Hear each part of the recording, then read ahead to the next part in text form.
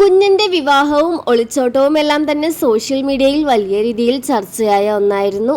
എന്നാൽ വിവാഹം കഴിഞ്ഞ് 2 മാസത്തിനുള്ളിൽ തന്നെ പൊന്നുവിനെ പോലെ കുഞ്ഞനും വീട്ടിലേക്ക് തിരിച്ചു കയറുമെന്നാണ് എല്ലാവരും പ്രതീക്ഷിച്ചത്.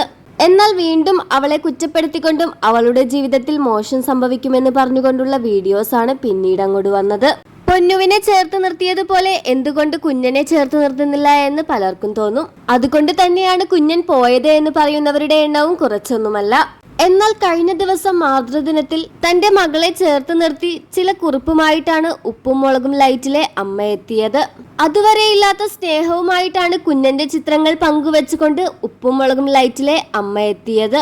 മാതൃദിനത്തിൽ എന്റെ മക്കൾ എന്ന് പറഞ്ഞുകൊണ്ട് അവരുടെ എല്ലാവരുടെയും ചിത്രങ്ങളും അമ്മ പങ്കുവെക്കുകയും ചെയ്തു. ഇത് മകളോടുള്ള ദേഷ്യം എല്ലാം മറന്നുവെന്ന് അവളെ അറിയിക്കാനുള്ള സൈക്കോളജിക്കൽ മൂവാണെന്നും ഉടനെ തന്നെ മകളെ വീട്ടിലേക്ക് വിളിച്ചുകൊണ്ടുള്ള ഒരു വീഡിയോ കാണാമെന്ന് പറഞ്ഞുകൊണ്ടാണ് ഇതിനെതിരെ കമന്റുകൾ വരുന്നത്. യഥാർത്ഥത്തിൽ ഇത് തന്നെയായിരിക്കും സംഭവിക്കുക. പൊന്നുവിന്റെ കാര്യത്തിലും സംഭവിച്ചത് ഇത് തന്നെ.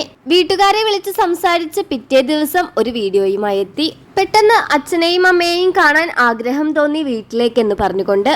അതുപോലെ ഇനി കുഞ്ഞനും വരും. അതുവഴി ഇനി 1 മാസത്തേക്ക് വീഡിയോ റീച്ചും കൂടും.